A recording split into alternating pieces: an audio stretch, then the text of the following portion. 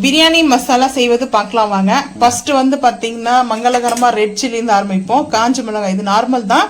So வந்து பாத்தீங்கன்னா இதுலேயே காஷ்மீரி மிளகாய் வந்து ஆட் பண்ணிக்கலாம். காஷ்மீரி மிளகாய் பவுடர் வந்து எடுத்திருக்கேன். ஸோ அதனால மிளகாய், சீரகம், ஏலக்காய், சோம்பு, அன்னாச்சிப்பூ, ஒரு பீஸ் வந்து பாத்தீங்கன்னா ஜாதிக்காய், கசகசா, சோம்பு நான் 2 எடுத்திருக்கேன். எதுக்காகனா கொஞ்சம் சோம்பு வந்து கூட சேர்த்தோம்னா பிரியாணி சாப்பிடும்போது டைஜஷன் ஆகும். ஸோ அதனால எடுத்திருக்கேன். அதுக்கப்புறம் லவங்கம், மிளகு, காஷ்மீரி மிளகாய் பவுட்ரு, இது வந்து பார்த்தீங்கன்னா பேலீஃப் எடுத்திருக்கிறேன். கல்பாசி, மராட்டி மொக்கு வந்து 1/2 கப் தான் எடுத்திருக்கேன். மராட்டி மொக்கு, ஜாதி பத்திரி வந்து பார்த்தா எடுத்திருக்கேன். அதுவும் 1/2 கப் தான். ஜாதி பத்திரி கூட சேர்க்க வேண்டாம், அது வந்து கசப்பு வந்து கொடுக்கும். அதுக்கப்புறம் சினமன்ல நார்மல் சினமன் தான் எடுத்துருக்குங்க. இதுல சுருள் பட்ட சினமன் ஆட் பண்ணவே இல்லை. ஸோ இந்த டைம்ல நார்மலா நம்ம வந்து இந்த பிரியாணி மசாலா அவ்வளோ டேஸ்டா இருக்கும், சூப்பரா இருக்கும். இந்த டேஸ்ட் வைஸ் வந்து அல்டிமேட்டா இருக்குங்க பிரியாணி. மட்டன் இல்லை, chicken, so egg biryani, any பிரியாணிக்கு மசாலா, அதாவது புலாவ் கூட நம்ம செய்வோம் இல்லையா, வெஜ் புலாவில். ஸோ வெஜ் புலாவில் வந்துட்டு வெஜிடபிள்ஸ் பிரியாணி செய்வோம் இல்லையா, அதுக்கும் நம்ம இந்த மசாலா வந்து ஆட் பண்ணலாம். பட் இப்போ வந்து பார்த்தீங்கன்னா மசாலாவை வந்து நான் எடுத்திருக்கேன். ஏலக்காய்லாம் வந்து பார்த்தீங்கன்னா கொஞ்சம் கூட தான் எடுத்திருக்கேன். சீரகமும் வந்து பார்த்தீங்கன்னா நல்லா டைஜஷன் ஆகும். ஸோ சீரகம் எடுத்திருக்கேன். ஸோ இப்போ நம்ம 1 by 1 வந்து பார்க்கலாம் வாங்க. ரோஸ்ட் பண்ணிட்டு பார்க்கலாம். ஏன்னா நான் வந்து ரோஸ்ட் 1 by 1 வந்து பார்க்கலாம் வாங்க. அடுப்பு ஆன் பண்ணிட்டு நான் வந்து இரும்பு சட்டி தான் வச்சிருக்கேன். ஸோ இரும்பு கடாயில் வந்து ரோஸ்ட் பண்ணி எடுத்திருக்கேன். ஹை ஃப்ளேம் ஆயிடுச்சுங்க. இப்போ லோ ஃப்ளேம் பண்ணிட்டு சோம்பு வந்து 1.5 கப் எடுத்திருக்கேன். ஸோ இந்த கப்பில் சீரகம், மிளகு, லவங்கம், ஏலக்காய், கசகசா சேர்த்தாச்சு. இப்போ அப்படியே லைட்டாக வந்து ரோஸ்ட் பண்ணிக்கலாம். ஹை ஃப்ளேம் பண்ணக்கூடாது. ஹை ஃப்ளேம் பண்ணோம்னா நம்மளுக்கு எல்லாம் கருகிடும்.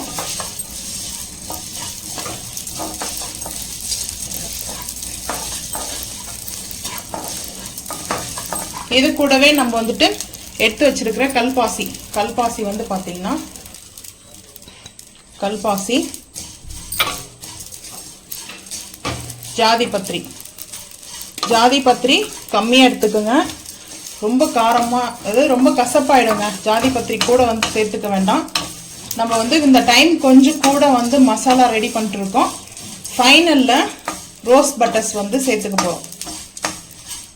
ரோஸ் பட்டர்ஸ் மட்டும் நான் அந்த வீடியோவில் வந்து பார்த்துருக்க மாட்டீங்க. இப்போ அடுத்துதான் நம்ம அதை வந்து எடுத்துக்க போகிறோம்.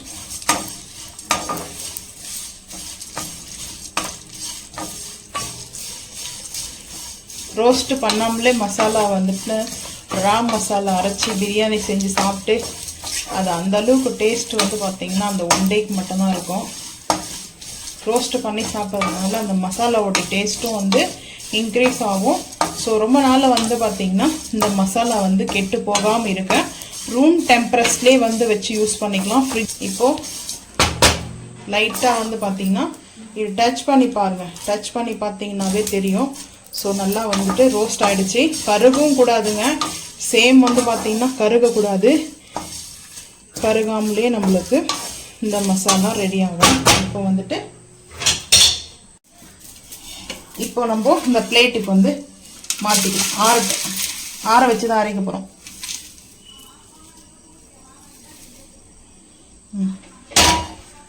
இப்போ சினமன் சேர்த்துக்கலாம். சினமன் கூட அன்னாச்சி பூ,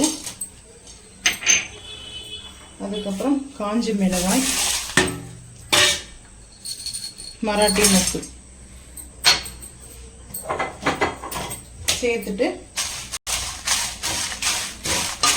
இப்போ சிம்மில் தான் இருக்கணும். ஹை ஃப்ளேம் மட்டும் பண்ண வேண்டாங்க. ஹை ஃப்ளேம் வந்து பண்ணோம்னா ஸோ நம்மளுக்கு அது கருகிடும். சிம்லேயே வந்துட்டு கொஞ்சம் ஹீட் ஆகட்டும்.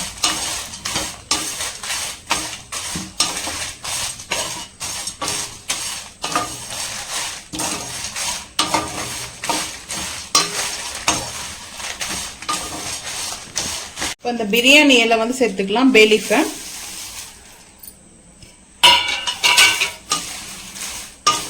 Royal biryani masala. So royal style biryani masala தான் நம்ம இப்போ ரெடி பண்ணிட்டுருக்கோம். ஸோ இந்த டைம்லேயே வந்து பார்த்தீங்கன்னா ரோஸ் பட்டர்ஸ் பன்னீர் ரோஸ் பெட்டர்ஸ் வந்து பார்த்தீங்கன்னா ட்ரை பண்ணியிருக்கேன். ஸோ அதை வந்து சேர்த்துக்கலாம். ஒரு 2 டீஸ்பூனுக்கு வந்து எடுத்துருக்கேன். இந்த ஸ்பூனில் வந்து பார்த்தீங்கன்னா 2 டீஸ்பூன் எடுத்துருக்கேன். சிம்லே தான் இருக்குது. சிம்லே இது கொஞ்சம் ரோஸ்ட் பண்ணிக்கலாங்க. ஜாதிக்காய் வந்து இடிச்சு சேர்த்துக்கணும். ஒரு ஜாதிக்காய் வந்து முழுசா எடுத்துருக்குங்க. இது வந்து இடிச்சு சேர்த்துக்கலாம். நம்ம அரைக்கும் போது காஷ்மீரி மிளகாய் பவுடர் வந்து பார்த்தீங்கன்னா ஆட் பண்ணிக்கலாம். கொஞ்சம் அரைக்கும் போது கல்லுப்பு வந்து ஆட் பண்ணிக்கணும்.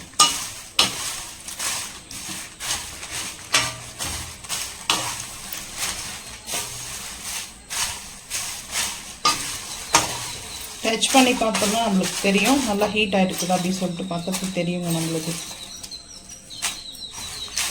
இன்னும் கொஞ்ச நேரம் இருக்கணும். இன்னும் ஒரு 2 நிமிஷம். அதுக்கப்புறம் வந்து அடுப்பு ஆஃப் பண்ணிடலாம். அதே ஹீட்டில் கரெக்டாக இருக்கும். ஹை ஃப்ளேம் பண்ணாமல் ஸ்லீம்லே வச்சிங்கன்னா தான் அந்த மசாலாவுடைய ஸ்மெல்லு பிரியாணி கரெக்டாக இருக்கும்.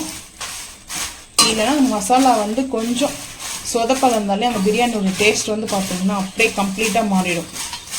கரெக்டாக ரோஸ்ட்டு மட்டும் ஆகணும். ஹீட் ஆகும் டச் பண்ணால்.